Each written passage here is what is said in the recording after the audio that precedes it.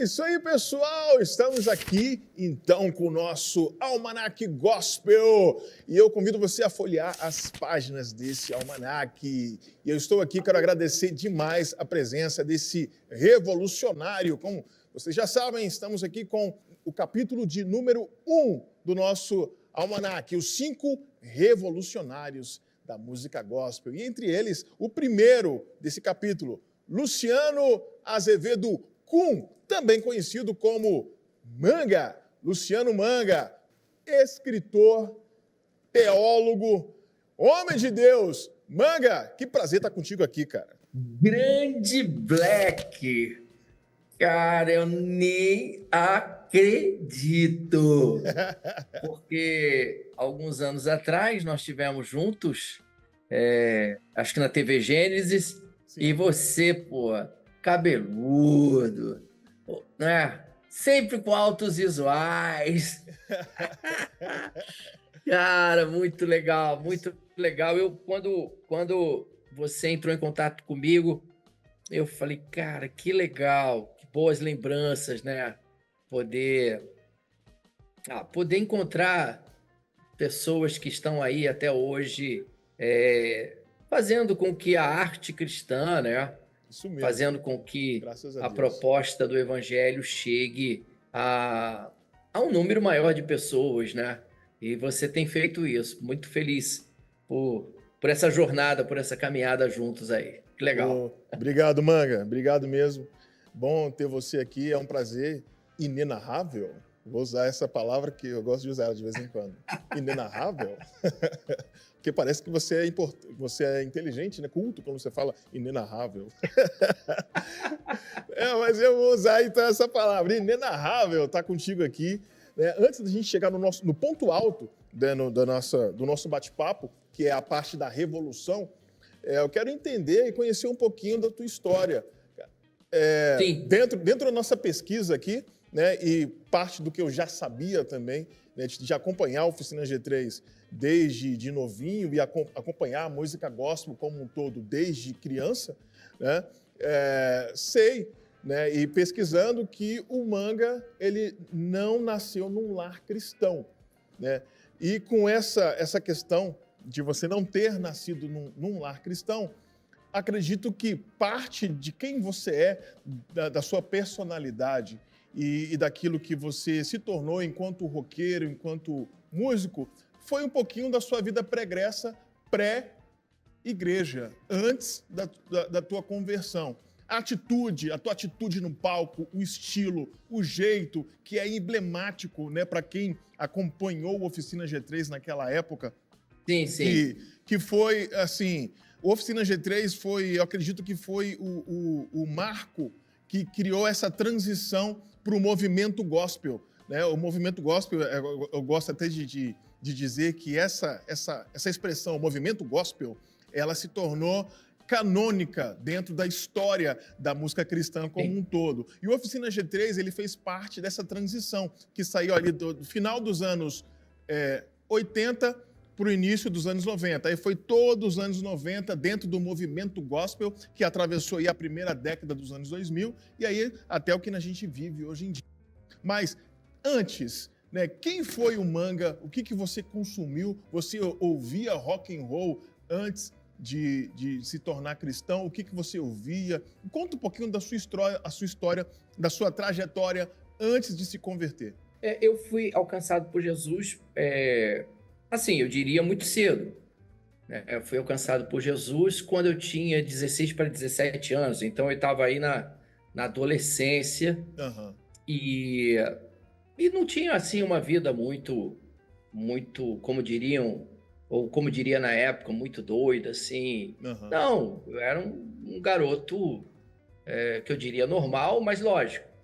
Um garoto de família. Que tinha suas atitudes de rebeldia, que andava com a rapaziada que usava drogas, que queriam que eu usasse drogas.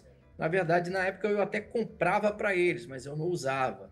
Uhum. E também não era muito chegado em bebida alcoólica, então eu era um cara assim, que gostava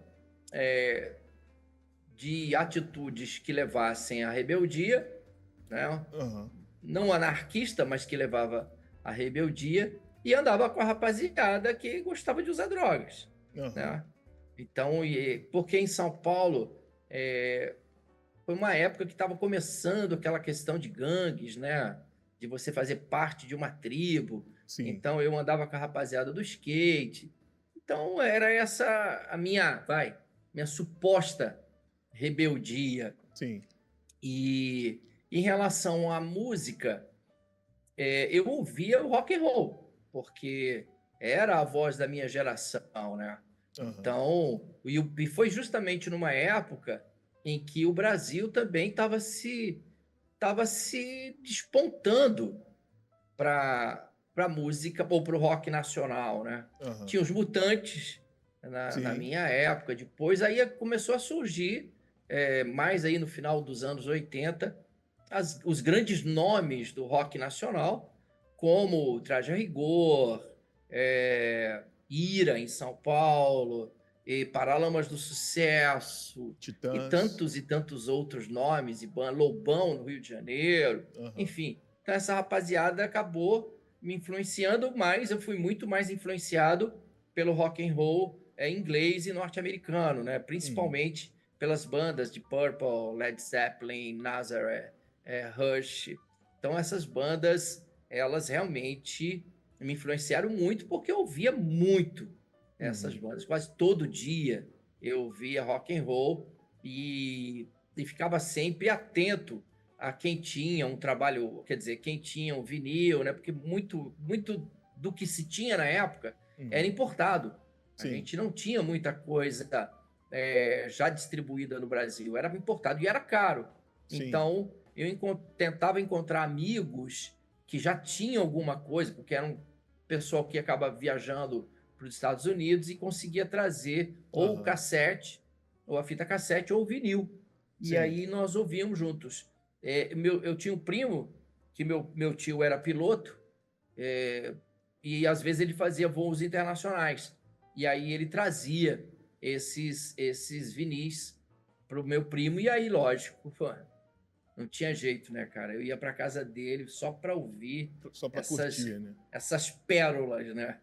Que Que ele legal, conseguia cara. trazer, que o meu tio conseguia trazer, né? E aí Então você foi aí que tava. eu fui muito, muito, muito influenciado por essas bandas, né? Né, É isso. e com essa idade aí, 15, 16 anos, né, conforme você falou, você estava no auge da adolescência, né? Estava no auge, Sim, pô, skatista, sim. e ouvindo esse som e tal.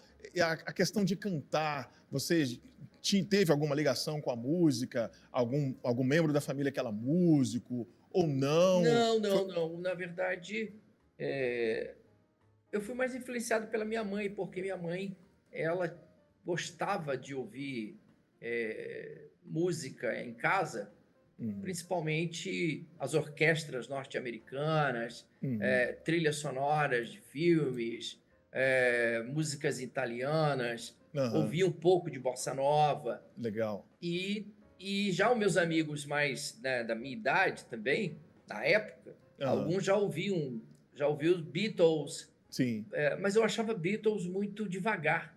sim, Assim, sim. eu achava Beatles muito mais. Era um rock assim, mas era um rock mais relax, né? Uhum. Enquanto que você pegava um Led Zeppelin, um Rolling Stones, eu achava mais. Mais vibrante, Tinha era mais a mais tua cara. vibe, sabe? Tinha mais. A proposta era mais um Jimi Hendrix, por exemplo. Então eu gostava mais do que os Beatles. Combinava mais contigo, né? Eu acho que falava mais comigo do que os Beatles ou outras bandas, né? Sim, Que eram bandas que estavam surgindo com muita força.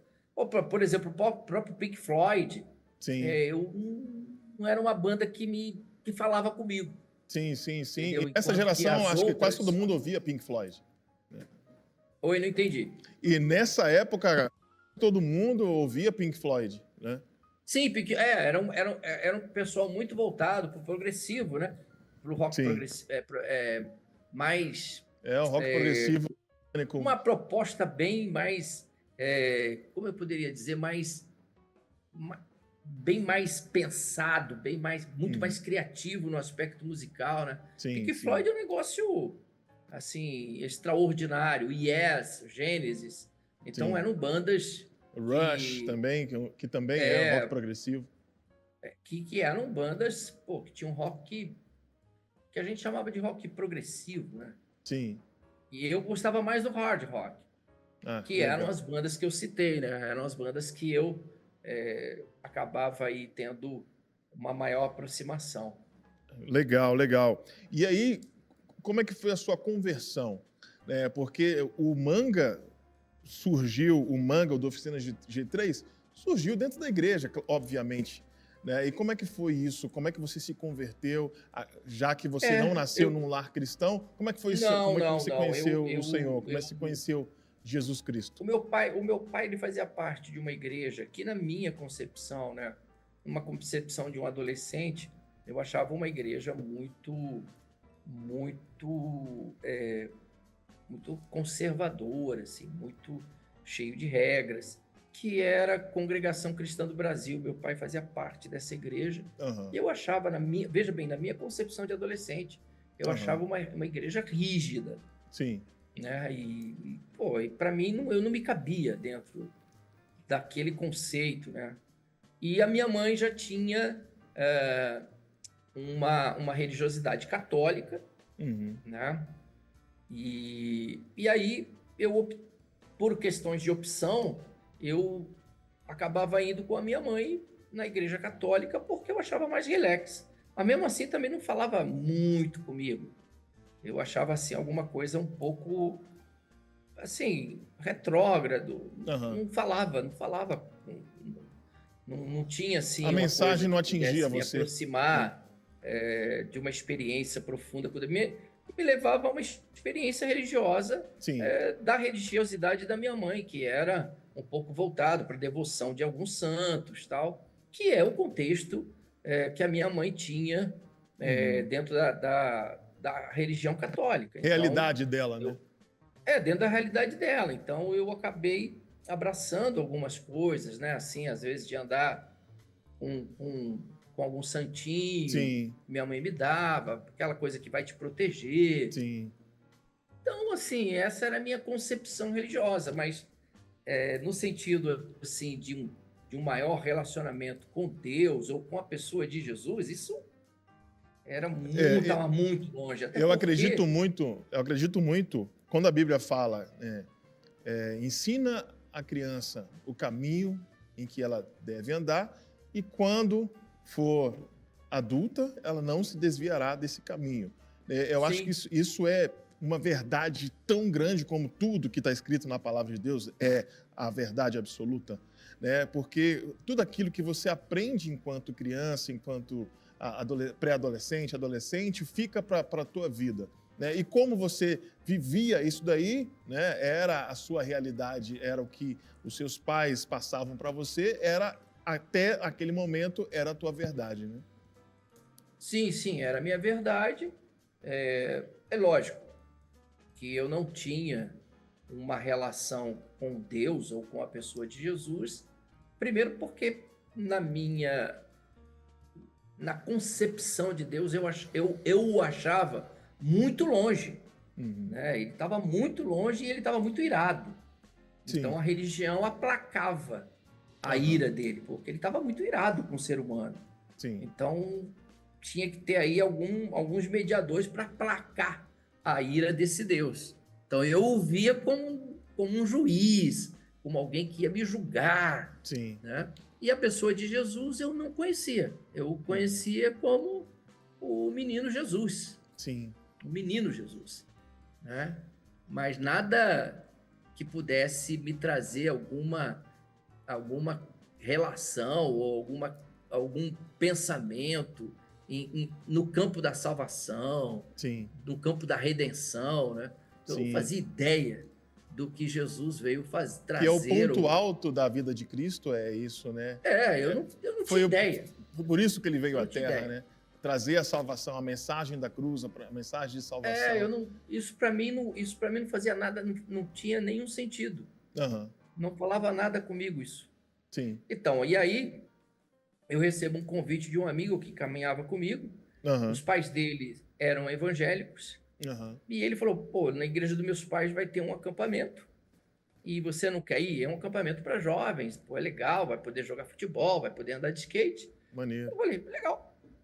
Se tem esporte, então eu fui para o acampamento não para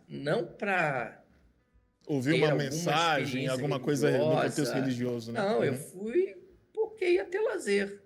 E quando eu chego lá, puf, eu acho um porre.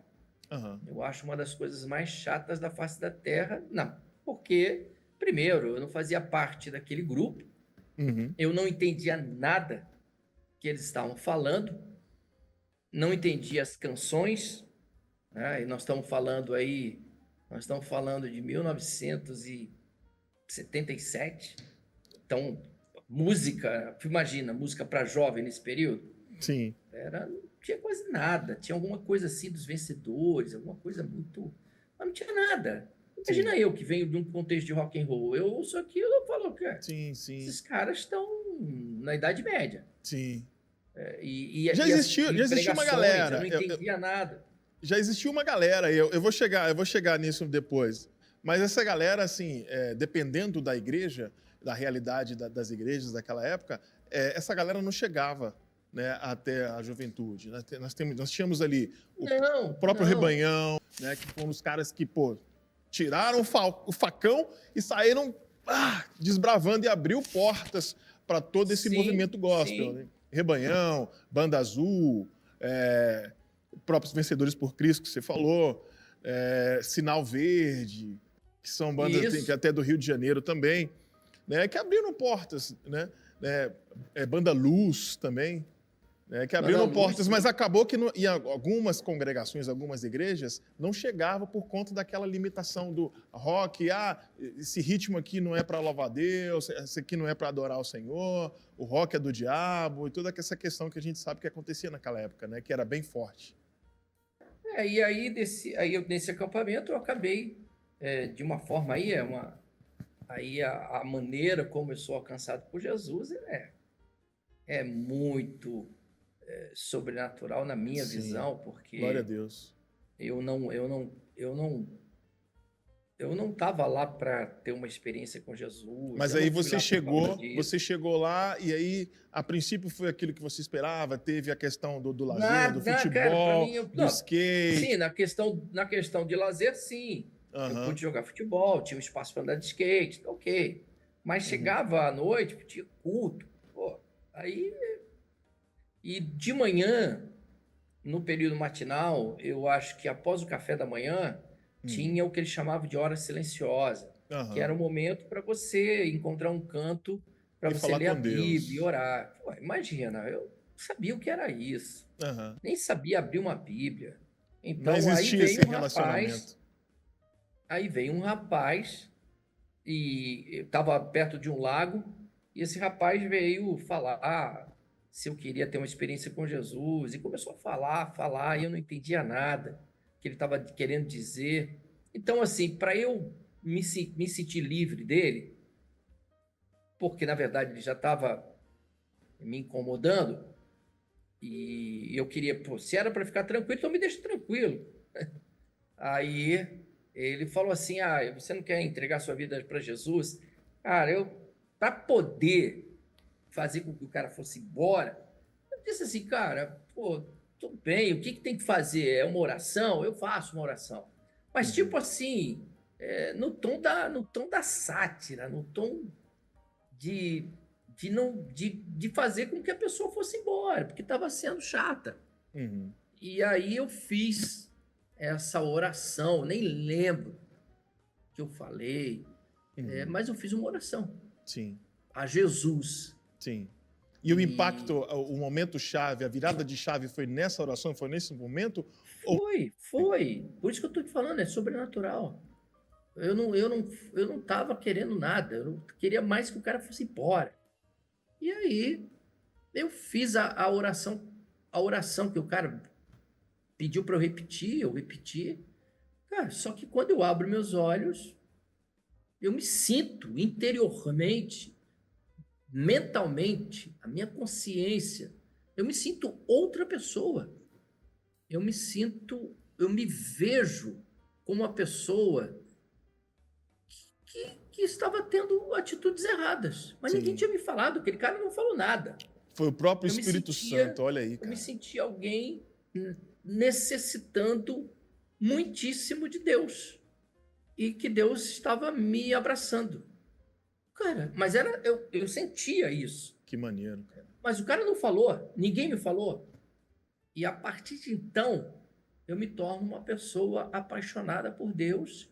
E aí, lógico, aí eu dou ouvido o que eles estão falando, de ler Bíblia, de ir a uma igreja, e eu vou fazer isso. E aí começa a minha jornada cristã.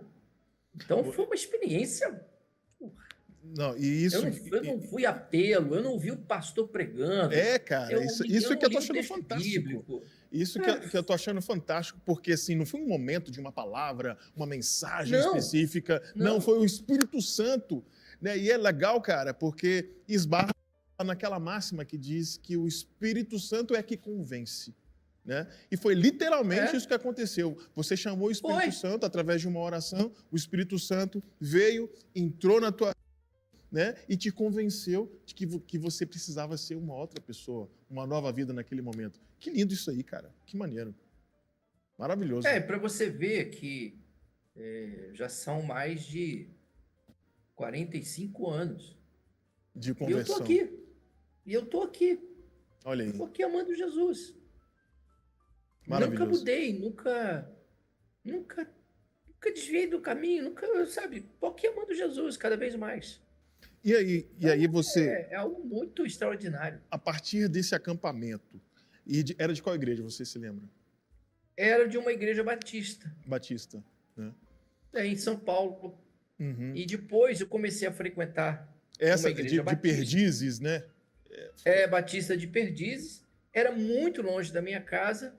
Uhum. E aí um amigo na escola me fala, olha, cara, tem uma igreja aqui perto, pô, você vai gostar, que é uma rapaziada moderna. Olha aí. Pô, os caras fazem um som.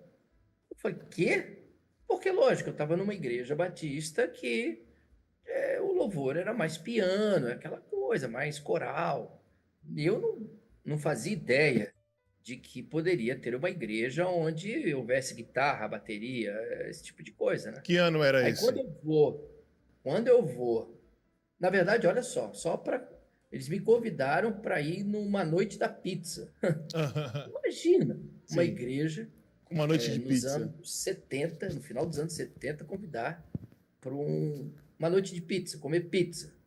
Falei, cara, que engraçado isso. E aí eu conheci a rapaziada, porra, esse cara, gente boa, assim, tudo vindo do movimento hippie, os caras cabeludo, assim, muito parecido como eu era, né? Porque eu andava com jeans rasgado, aquela coisa da tribo que eu fazia parte, né? Dos skatistas, então. Aí encontro essa rapaziada e falo, não, aqui é meu mundo. E aí eu acabei ficando lá. E foi lá que eu conheci grandes nomes da cultura cristã, como Janires, Sim, do Rebanhão. Depois vai para o Rebanhão, né? Sai de São Paulo e vai para o Rebanhão, e é o grande compositor na época do Rebanhão, né? Então, sim. eu convivi com gente muito cabeça, assim, muito legal, cabeça arejada, sabe? Legal. Era a Igreja Como Cristo Salva. Que era a Igreja Cristo Salva. Sim. Mais conhecida como Igreja do Tio Cássio. O Tio Cássio. Por quê? Porque o pastor se chamava Cássio Colombo. Ah, sim, o pastor se chamava Cássio. Aí todo mundo chamava de Tio Cássio. Eu tinha essa dúvida. Eu nunca o chamei, de pastor Cássio. Nunca. Tio Cássio. Só Tio Cássio. E ele tá vivo, Manga? Não, ele faleceu em 98. Olha só. Ele faleceu em dezembro de 98. Um cara incrível. Eu acho que ele tinha uma cabeça além do seu tempo. Uhum. O que ele fez ali nos anos 70 foi uma ação do Espírito Santo, de poder ter um olhar carinhoso para a juventude que estava frustrada com o movimento hippie. Sim. Né? Uma juventude que estava lidando com a questão política, né? de ditadura. Então, foi um período muito difícil, Sim. né? A gente E aí, estava dentro da ditadura e aí brasileira. beleza, aí você chegou ali na igreja, convidado pelo teu brother e tal, foi para a noite da pizza, conheceu a galera, tal, se identificou com o ambiente da igreja. E aí, agora vamos chegar na parte G3, que todo mundo sabe, assim, das diversas entrevistas que a galera do G3 deu, Juninho, Duca e Jean, né? A gente sabe que era o terceiro grupo do Ministério de Louvor da igreja. Como que o Manga, que até então não era um cantor, até ali, né, pelo que eu entendi da sua trajetória, se tornou um cantor e entrou dentro do Ministério de Louvor da igreja? E como é que você conheceu toda essa galera? Túlio Regis, isso Maradona, Juninho? Alguém lá percebeu, falou, cara, esse cara aí tem um timbre legal. E eu aí comecei a participar da equipe de louvor da igreja, fazia back vocal, e daqui a pouco comecei a fazer a parte de solos também. Uhum. E aí depois a gente comecei a fazer parte de um grupo, que era o Cristo Salva. A gente até gravou um trabalho na época, um vinil. Uhum. E aí estava nascendo o G3. E eles precisavam de vocalistas. E daí eu e o Túlio, nós fomos ser os vocais do G3, que até então era só G3. Uhum. Não tinha o nome. O nome Oficina G3 nasce em 89 para 90, que a gente começa a usar o nome Oficina G3. E essa época Entendeu? que você está citando foi ali em 1988, né? 87 para 88. 89, que a gente usa o nome Oficina G3. Antes disso, era só G3. Uhum. De 86, 87, era só G3, que era um dos grupos de louvor da igreja. Que um se chamava Cristo Salva, outro se chamava Estação Céu, e tinha um que não tinha grupo, não tinha nome, porque era só um grupo, era o terceiro grupo, que os dois tinham nome. E esse terceiro grupo não quis botar nome, porque era um grupo que fazia o louvor da igreja. Uhum.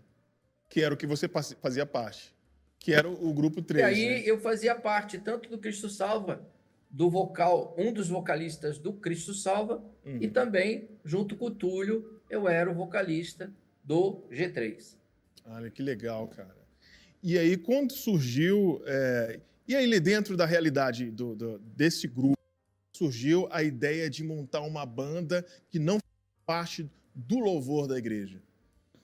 Vocês, vamos montar uma banda independente que não é do Ministério de Louvor. Como é que foi isso? Ou foi algo natural que foi surgindo? Nós éramos um grupo de louvor da igreja, só que nós éramos um grupo moderno, que nós fazíamos as nossas próprias músicas e composições, e a igreja cantava. Só que eram canções que cabia para fora. Então eram canções que você podia cantá-las em eventos evangelísticos. Então nós começamos a fazer eventos evangelísticos em praças públicas, em colégios, em universidades. Então nós dávamos testemunho, às vezes o pastor trazia uma mensagem rápida e fazia apelo, um monte de gente vinha para frente. Que legal. E a música era rock and roll.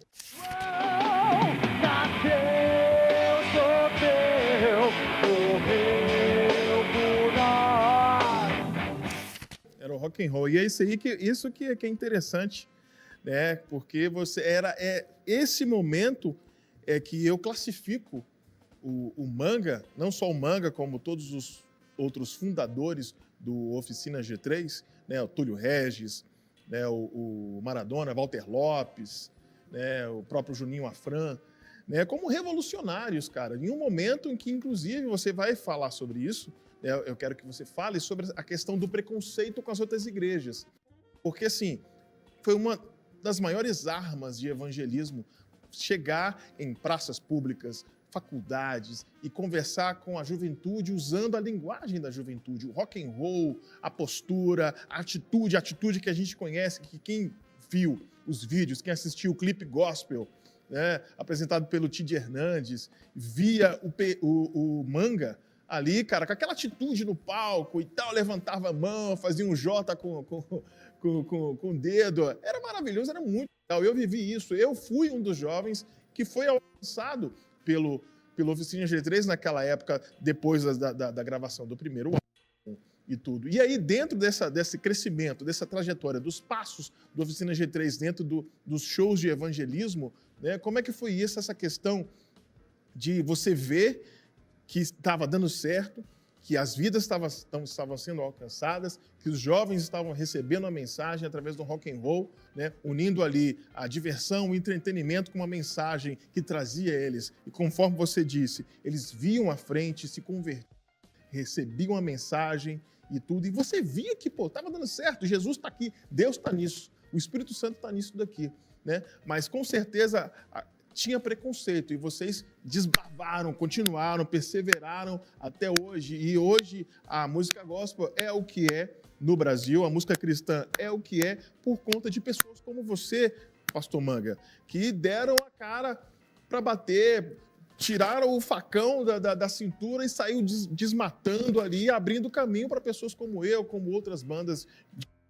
E naquele momento ali, né, como é que você viveu esse preconceito com as outras igrejas, sabendo que estava dando certo, que Jesus, com certeza, você sentia que Deus estava nesse negócio?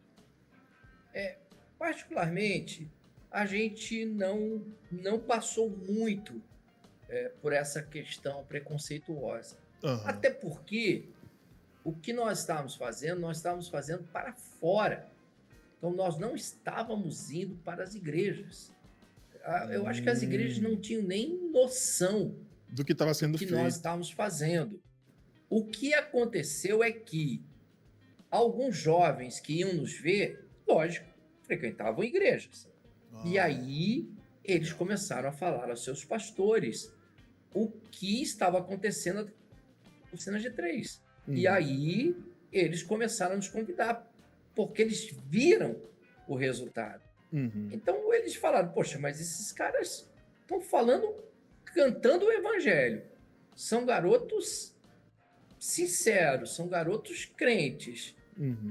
Cara, e aí as portas começaram a se abrir nessas igrejas e nós fomos. E aí eles começaram a fazer cultos evangelísticos e aí o resultado foi extremamente positivo. E lógico, isso acaba vazando, né? Outras igrejas acabam sabendo, porque os pastores conversam entre eles, e aí os convites começaram a surgir. Eu me lembro muito bem que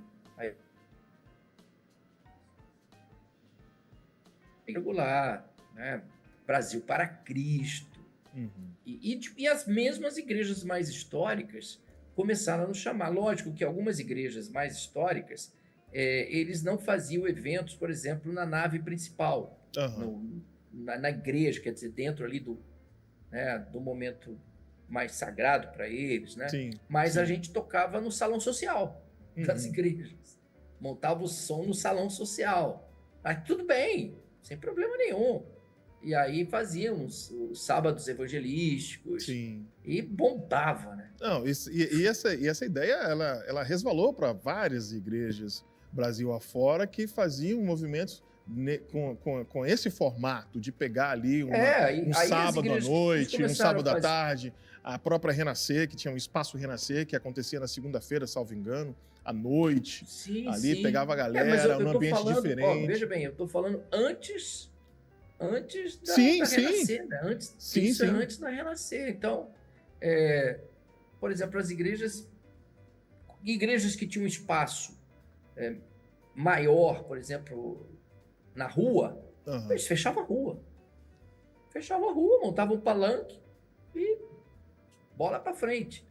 Né? Trabalho bem evangelístico mesmo. Ou às vezes a igreja estava perto de uma praça, ia na prefeitura, pedia a praça, montava um palco. E foi assim que as coisas foram acontecendo. Isso em relação às igrejas. Tá? Então a gente não passou por essa questão de preconceito, porque as igrejas nos viram como um meio de Deus alcançar pessoas, através do que nós estávamos fazendo, através da musicalidade nossa. Foi isso. Não, que bênção. Maravilhoso, maravilhoso. História de crescimento, E hoje a gente bebe dessa água. Lógico, Black, que tinha. É lógico, aí não, também não é. Lógico que tinha igrejas que eles tinham Mas eu entendi restrições você. que até hoje eles têm. Na Sim. verdade, até hoje eles têm. Então, ok. Não tem problema nenhum. Não, mas eu entendi você. O que eu entendi é o seguinte: vocês foram chamados para fora mesmo. Entendeu? Isso. Por isso que vocês não sofreram, não viram. Assim, claro que no decorrer da trajetória você deve ter, né, escutado alguma coisa, né? Escutado alguém dizer alguma coisa a respeito do oficina, do som que vocês faziam e tudo. Mas no início ali, o trabalho que estava sendo feito era o correto a se fazer: evangelizar, sair para fora. Sair, falar com as pessoas, levando uma mensagem. E a sua realidade, musicalmente falando, e a realidade de todos os outros membros, era o rock and roll, pô. E também tem uma coisa, Black, pô, a gente fazia parte de uma igreja que o pastor não via restrição nenhuma. Sim. Então a nossa igreja o mais importante, era um paraíso. Era um paraíso para nós. Era uma juventude maravilhosa, que a gente era muito livre. Então, aquilo para nós, eu nem fazia ideia de como eram as outras igrejas, entendeu? Para ali era o nosso porto seguro, ali era o lugar que a gente se sentia bem. E a Renascer também, posteriormente, foi a mesma coisa. Sim. E a Renascer deu todo o espaço. Tipo assim, cara, usa a sua musicalidade, seja quem vocês são. Então a gente, cara, estava dentro de um espaço onde a gente não sofria preconceito nenhum. Sim, sim. O Estevão Hernandes foi uma figura muito importante, né, na construção da música gospel no Brasil. O que ele fez ali na Igreja Renascer Cristo também. E assim, e dentro da história ali do Oficina, né, do processo de evolução, de crescimento da banda, de vocês enquanto banda, né, o relacionamento de vocês, e como é que surgiu aí a gravação do primeiro álbum, que foi o Oficina G3, o ao vivo, né? Então, que é o seguinte, Black, nós éramos muito bons no que fazíamos ao vivo. Assim, a gente tinha uma performance, cara, a gente tinha um carisma. Sim. A gente tocava mesmo com garra e sempre com uma palavra. Então, o produtor falou, cara, a gente tem que mostrar isso. Não adianta botar vocês no estúdio. E como na época também estava nascendo essa questão de trabalhos gravados ao vivo, isso estava se tornando um pouco notório, até mesmo no segmento secular, ele falou, cara, vamos fazer um ao vivo mesmo, a Vera. Quem foi que teve essa ideia? Quem teve essa ideia foi o produtor. O produtor. Que era a Gospel Records. Que era da Gospel Records. E aí a gente abraçou a ideia. Vamos embora. E foi uma loucura, porque é um trabalho que é ao vivo mesmo. Então você nota que tem erros. Você nota, ouvindo o trabalho, você vai ver que tem alguns erros, porque não teve retoque. O que foi capturado, foi capturado. Sim. E pronto. E foi para mixar e editar e pronto. Cara, e quem tem esse vinil é uma relíquia, né, cara? Eu não sei quem que tem. Cara, acho que se eu encontrar alguém com esse vinil, eu falei, cara, me vende, pelo amor de Deus. É uma relíquia, cara. Você tem? Eu encontrei com um camarada agora, mês passado. Eu acho que foi em Recife. O cara comprou um vinil por R$400. Caramba, esse ao vivo. Esse vinil aí. É relíquia, cara. E é o Oficina G3 ao vivo. Quem tem. E ele levou pra gente assinar, entendeu? Que legal, cara. Ele pagou R$400. Recente agora, há pouco tempo. Agora, mês passado, em Recife, que a gente fez uma turnê lá. Oficina. Sim, quando você fez essa última turnê agora, né? Sim, que foi maravilhosa, né, cara? Foi uma turnê assim. Foi muito legal. Muito legal, cara. Como eu me diverti, meu Deus do céu. Sim, eu acompanhei. Eu não consegui ir em um show, mas eu acompanhei pelo YouTube. Maravilhoso, cara. Muito, muito, muito legal. E aí gravaram o ao vivo, né? Foi um marco, né? Essa gravação. Sim. Eu conheci o Oficina. Eu vou falar de mim agora. Eu conheci o Oficina G3. Eu deveria ter ali meus 14, 15 anos de idade. Eu vi pela TV. Clipe gospel. E aí estava passando, era o Tid Hernandes que estava apresentando, se eu não me engano. Sim. E aí soltou um vídeo de vocês ao vivo. A música que eu ouvi, isso já tinha passado ao vivo. Era o Nada é Tão Velho, Nada é Tão Novo. Sim. Né? A primeira música que eu ouvi da Oficina G3 foi Naves Imperiais.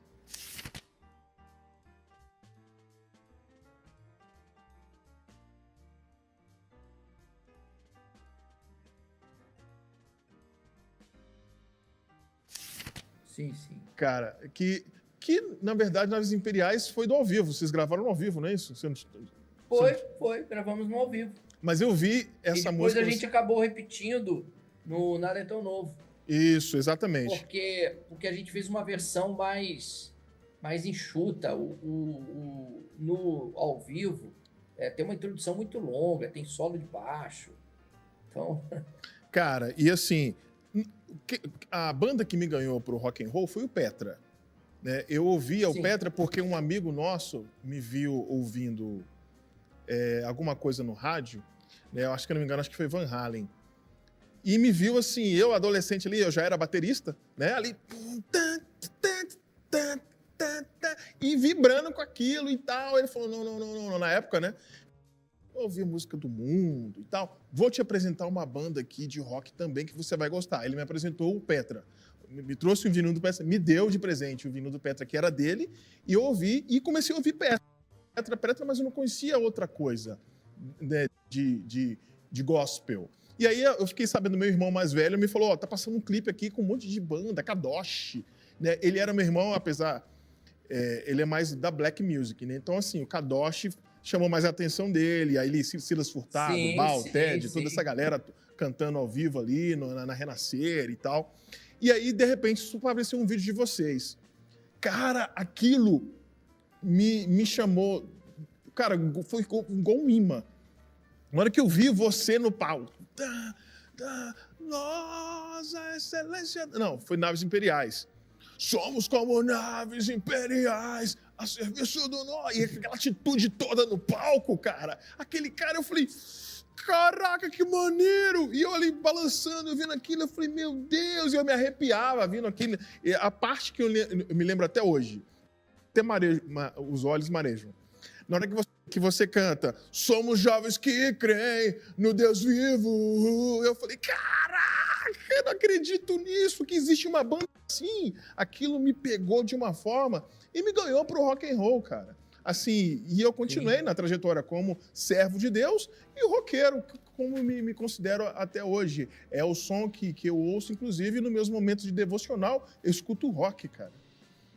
Então, assim, o Oficina G3, cara, ali na sua época, foi um divisor de águas para a música cristã no Brasil.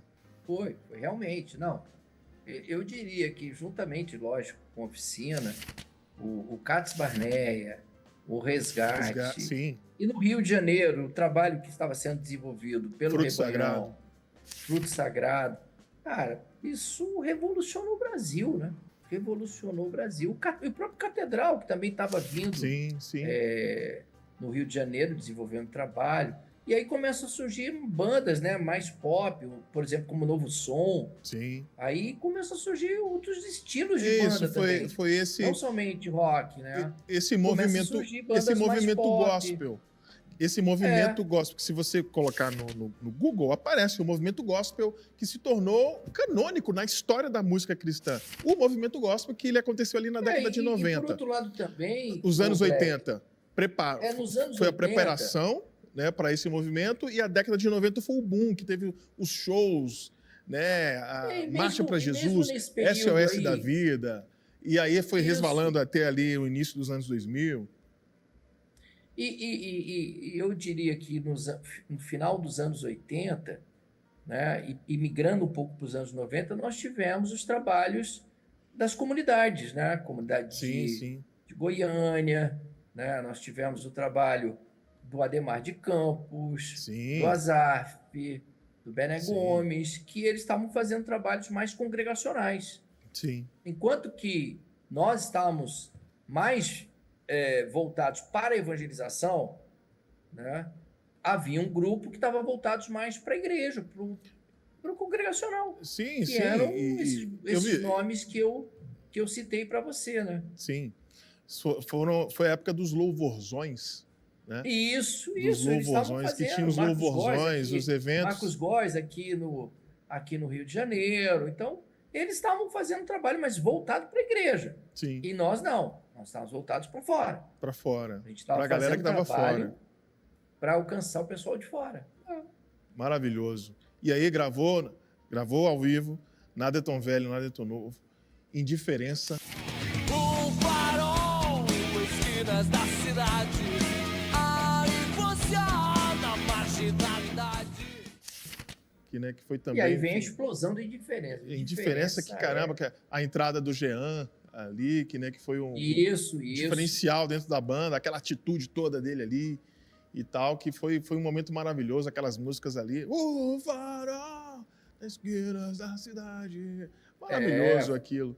E aí, a tua saída, né? Que para muitos fãs do Oficina G3 foi muito triste. Eu falei, cara, e assim, depois que, com o tempo, todo mundo foi entender todo o contexto, tal, que todos, assim, quem era fã foi procurar saber da história, por que o Manga saiu do Oficina, né? Era o rosto do Oficina G3, era a cara da Oficina, e toda a tua atitude no palco, o teu jeito, era a cara do Oficina G3, né? E aí a tua saída, conta um pouquinho sobre a saída do Manga da Oficina. Então, eu estava com eles em São Paulo, né? Nós fazíamos parte da mesma igreja. Na época eu já estava pastoreando uma igreja da Renascer, e a Oficina G3 fazia o louvor dessa igreja, que eu era o pastor. Mas aí a liderança disse, Manga, a gente quer desenvolver um trabalho no Rio de Janeiro, iniciar um ministério lá no Rio de Janeiro, e gostaríamos que você fosse essa pessoa. Você aceita? Eu acabei aceitando. Eu falei, vai ser um baita desafio. Eu falei, não, eu vou. E acabei vindo, entendendo que eu conseguiria ir para São Paulo, né, fazer essa ponte com a banda, mesmo estando pastoreando no Rio. Mas nos 8 meses após eu estando no Rio, eu vi que eu consegui 1 ano. Quando chegou o 2º ano, eu vi que não ia dar certo.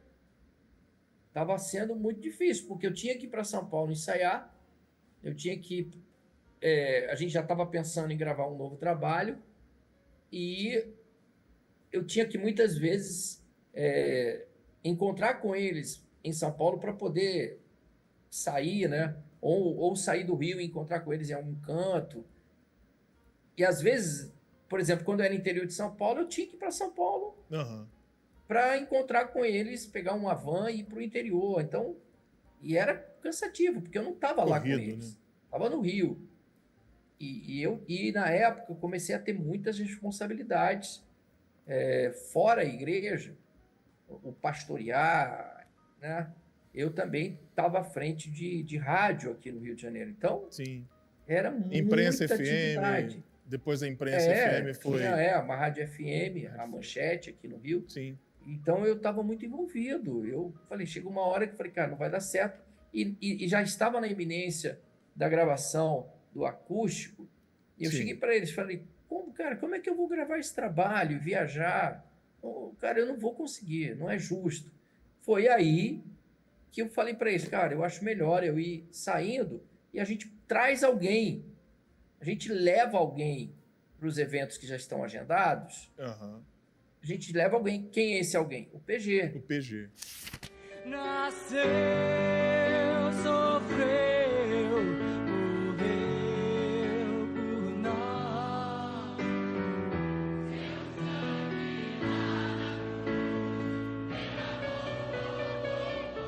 Então a gente traz o PG começa a viajar com a gente. E como é que eles começa a cantar receberam comigo. isso? Como é que a galera recebeu isso? Como Cara, você disse isso, como é que eles receberam a transição isso? foi muito tranquila, a transição foi muito tranquila, logo que o PG foi se sentindo seguro, eu fui tirando o time de campo, na boa.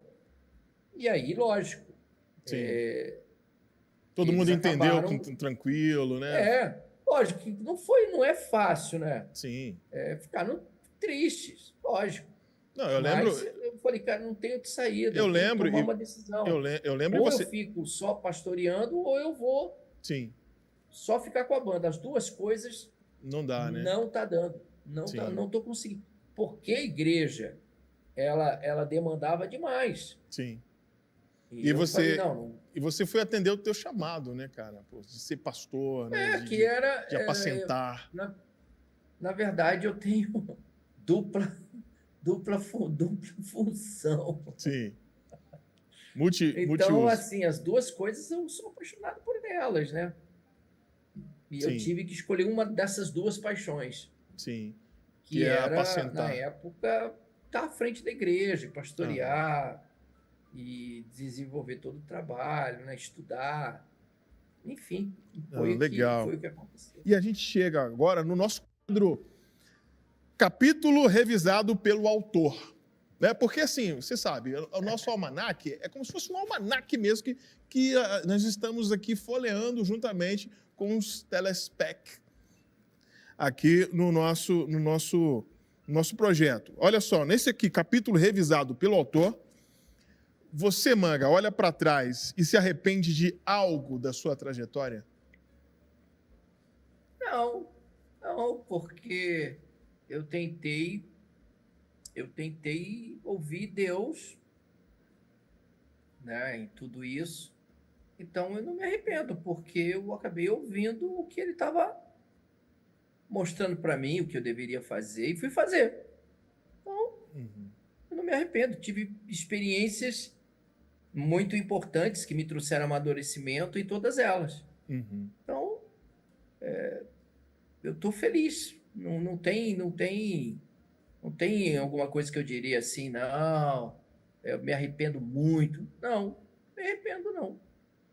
Foram experiências muito boas, de conhecer muita gente, de desenvolver projetos, de também se conhecer em algumas coisas, se achar também em algumas questões teológicas, ver que algumas coisas não batem comigo, né? Ver que não faz parte daquilo que eu entendo do Evangelho, mas eu fui buscando um caminho, que é o que eu estou até hoje.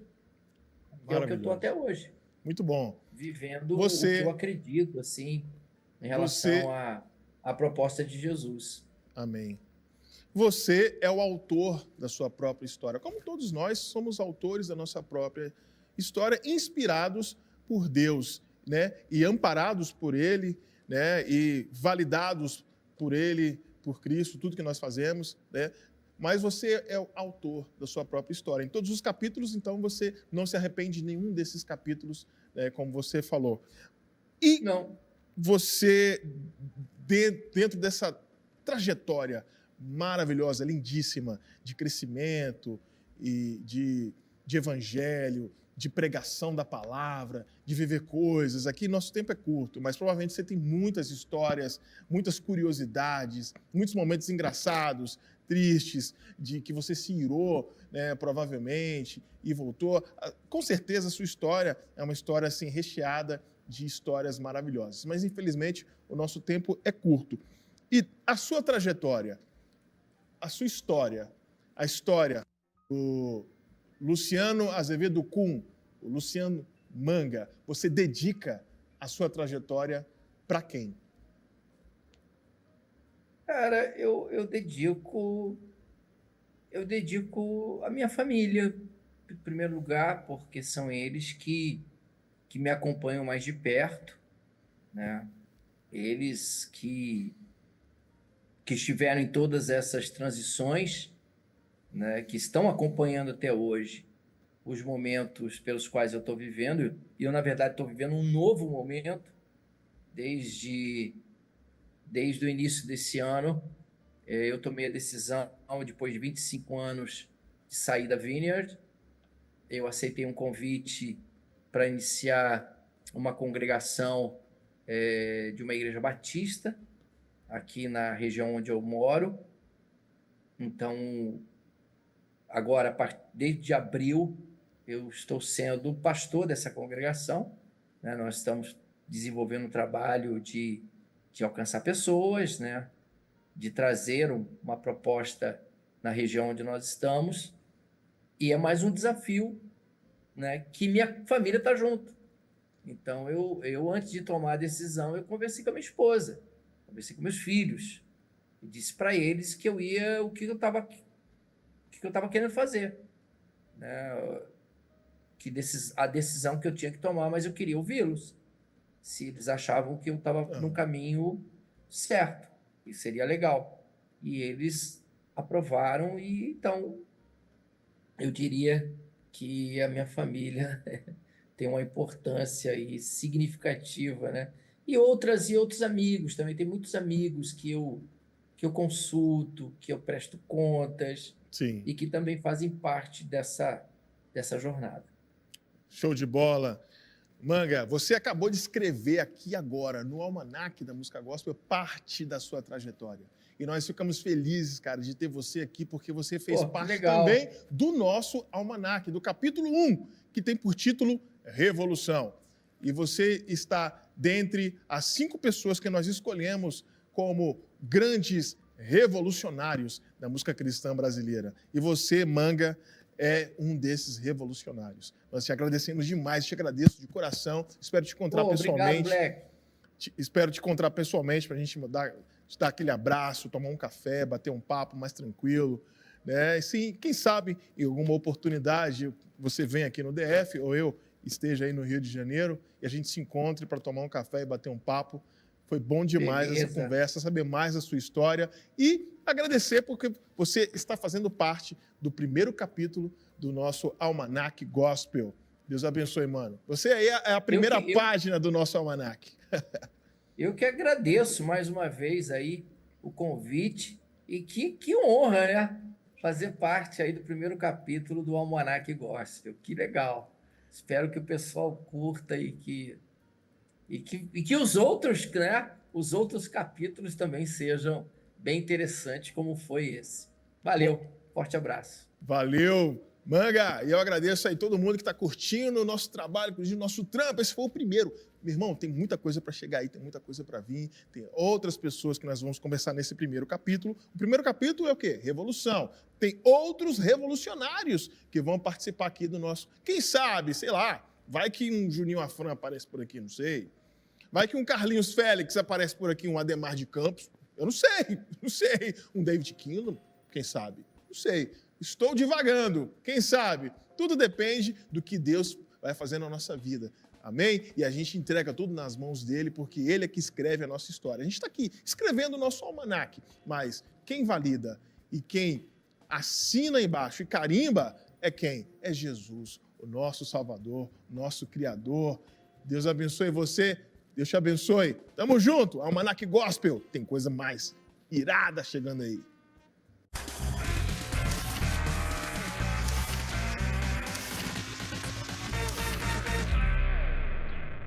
Ô galera, tudo bem? Eu sou o PG, cara. Tô passando por aqui para dar um recado, um depoimento muito especial de um amigo querido. Também dar um abraço pro meu amigo Black Drummer, que tá aí à frente do programa. Querido que eu já conheço há 20 anos. Temos algumas histórias aí de estradas, de palcos, de TV.